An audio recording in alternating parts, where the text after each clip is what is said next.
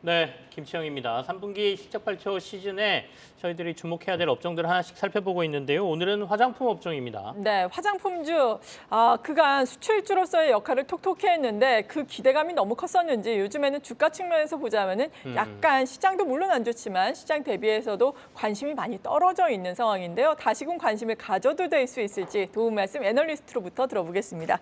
오늘 이 시간 신한투자증권의 박현진 연구위원 모셨습니다. 어서 오세요. 안녕하세요. 방금 전에 하이커가 최근에 조금 지지부진한 흐름이다라고 얘기는 했지만 그래도 이른바 K뷰티 열풍으로 화장품주가 어느 정도는 시장의 방어 역할을 잘 했다고 생각하거든요. 최근에 화장품주들 주가 흐름 좀 한번 분석해보고 시작하고 싶네요. 네, 사실 말씀하신 대로 화장품은 미국 수출 성장주로서 굉장히 실적도 잘 나오고 또한 이제 그에 따라서 주가도 굉장히 좋은 흐름을 보였던 섹터 중에 하나입니다. 네. 사실 상반기에는 어떤 종목을 이제 매매를 하여도 굉장히 좋은 성과를 보여줬었던 거에 비해서 하반기는 조금 기대치를 좀 더 높여갈 수 있는지의 여부에 따라서 조금 편차가 갈리는 상황이었었고요.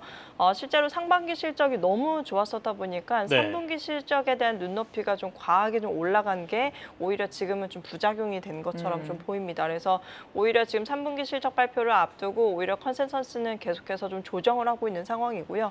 아마도 이 조정기가 좀 끝나고 나면 4분기 실적은 또 좀 편안해질 수 있기 때문에 지금 일시적인 조정이라 보고 있고 여전히 업태 자체는 꾸준히 계속 개선 중인 추세일 거라고 좀 보고 있습니다. 네, 일시적인 조정이다라고 말씀을 해주셨는데 화장품에 있어서 상반기 상승을 또 이끌었던 것이 북미에서 우리 K뷰티의 위상이 높아지고 있다는 점 아니겠습니까? 위상이 높아졌는데 벌써부터 또 피크아웃에 대한 우려가 일각에서는 있더라고요. 이 부분에 대해서는 어떻게 생각하고 계신지.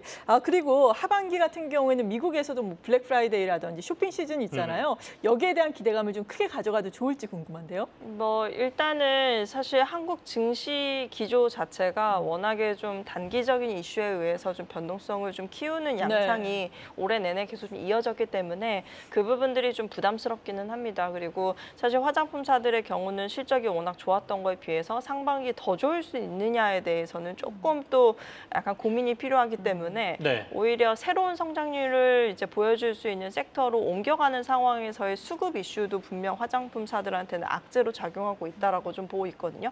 근데 이제 사실 피크아웃이라고 얘기하기에는 저는 좀 아직은 성급하다라고 봅니다. 네. 이유는 전체 미국 화장품의 시장 규모가 보통 한 160조 정도로 추산을 합니다. 네. 근데 이제 한국 화장품 회사들의 그 미국향 실적을 다 더해봐도 10조가 넘지 않고요. 그렇게 따지면 여전히 시장 점유율은 1%도 채 안 된다라는 부분들을 참고하시면 좋을 것 같아요. 실제로 미국도 젊은 어떤 MZ세대들 중심으로 소비의 질 자체는 과거보다 좀 낮아져 있는 상황이라 보고 있고 가성비 소비 트렌드가 계속 좀 심화되면서 한국 브랜드들이 거기에 수혜를 보고 있는 상황이라고 예상이 됩니다. 그래서 이 추세 자체는 내년까지 꼭 끝끝내 볼 수 있는 상황이라 보고 있고요. 다만 주가의 추세는 사실 성장률과 같이 가는 부분들이기 때문에 사실 주가의 어떤 성장 추세가 상반기보다 더 가파르게 각도를 높여서 갈 수 있느냐에 대한 부분들은 좀 고민이 필요할 것 같습니다. 뭐 피크아웃을 논하기에는 아직 너무 이르다라는 말씀이세요. 미국 시장이 160조나 되는데 우리가 10%도 안 되는데 벌써 피크아웃 논란을 얘기하기는 좀 그렇다고 말씀을 주셨고 다만 이제 수출에 저희가 중심을 두고 있다 보니까 화장품주들도 이제 환율에 민감해질 수밖에 없겠습니다. 최근에 이제 강달러가 좀 나오고 있는데 그렇다면 수출주들 입장에서는 나쁘지 않은 분위기인 것 같기도 하거든요. 네, 맞습니다. 그리고 사실 또 이제 대부분의 중소형사들, 인디비티 브랜드들이 미국 수출이 굉장히 잘 되고 있는 상황인데 네. 이들 기업들은 대부분 미국의 유통 대행사를 통하는 경우가 일반적이고요. 이 유통 대행사를 통할 때 뭐 대략적으로는 달러를 결제하는 경우도 있지만 원화 결제가 또 많기 때문에 사실 환율의 영향에 대해서는 조금 일반적으로는 좀 영향이 적다라고 좀 보고 있습니다. 네. 그리고 몇 주 전에 중국에서 경기 부양책 이야기가 나오면서 그동안 뭐 화장품주 내에서 상대적으로 못 갔던 뭐 아모레 퍼시픽이라든지 코스맥스 같은 중국 비중이 좀 높다라고 인식이 되는 그런 브랜드들이 좀 올라왔다 다시금 또 내려갔잖아요. 중국에 대한 기대감은 지금은 어떻게 가져가는 게 좋을지 궁금한데요. 사실 중국이 경기 부양에 대한 어떤 의지치는 지난 2, 3년간 꾸준히 보여왔었는데 네. 문제는 그에 대한 실효성이 과연 있었느냐에 대한 조금 문제의식이 좀 있는 것 같아요. 그래서 전체적으로 이번에는 이제 그간 2, 3년간의 톤보다 가장 좀 세게 경기 부양을 하겠다라는 의지를 좀 밝히고 있어서 아마 관군제 전후로 뭐 소비 쿠폰을 좀 뿌린다든지 혹은 현금을 뭔가 지원한다든지에 대한 정책들이 나와주면 아마도 중국 사업의 익스포저가 큰 기업들 위주로는 네. 플러스 효과가 나타날 거라고 보고 있습니다. 다만 여기서 좀 기억하셔야 될 거는 과거에 화장품사들은 중국 소비 수혜주라는 굉장히 좀 이미지가 강했었는데 네. 지금은 사실 그렇지는 않습니다. 대부분 미국 수출에 굉장히 관여도가 큰 상황이고 거기다가 이제 아모레퍼시픽이나 LG사회건강은 사실상 중국의 경기의 영향으로 실적이 안 좋다라고 보기에는 조금 단순한 문제는 아닌 것 그렇죠. 같거든요. 그래서 오히려 이제 중국의 생산법인을 두고 있는 ODM사 중심으로는 로컬 수요가 좋아지면서 실질적으로 실적 회복은 조금 더 빠르게 갈 수 있지 않을까라고 보고 있고요. 그러다 보니까 이제 대표적으로 중국 수혜주로 꼽을 때 ODM사들, 뭐 대표적으로 코스맥스, 뭐 한국콜마 이런 기업들이 있죠. 그래서 그런 기업들을 중심으로 오히려 중국 수혜를 따져보는 게 중요하지 않을까라고 보고 있습니다. 과거 중국 수혜 얘기하면 이제 대형 화장품주들 얘기를 맞아요. 많이 했는데 이제 완전히 시장 상황이 바뀐 상황이죠. 그러니까 중국 치중된 비중을 도리어 줄이려고 몇 년간 계속 노력을 해왔기 때문에 말씀하신 대로 도리어 중국은 ODM사들 중심으로 보는 게 맞다라는 말씀을 해주셨고요. 그러면 올해 마감될 때까지는 어떤 변수가 화장품에는 있을 수 있다고 보세요?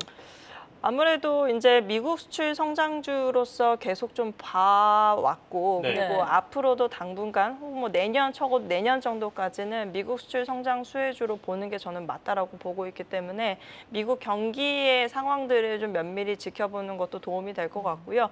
그리고 현재 이제 경기의 영향 부담도 또 미국이 이제 코로나를 이제 기점으로 팬데믹이라는 상황을 지금 지나가면서 전반적으로 온라인 채널에 대한 어떤 확산 속도가 굉장히 커졌고 거기에서 화장품의 수요 자체가 좀 구조적으로 높아지는 이 트렌드를 조금 어떻게 보면 한국 화장품들이 미국 시장에서 점유율을 키워나갈 수 있는 또 하나의 포인트로 좀 봐주시는 것도 필요하지 않을까라고 생각을 합니다. 그리고 무엇보다 한국 증시가 좀 최근에 좀 굉장히 좀 불안불안하고 그렇죠. 수급이 굉장히 좀 변동성이 큰 상황이어서 이 부분들부터 조금 해결이 되는 게 조금 더 필요하지 않을까라고 생각이 들고요.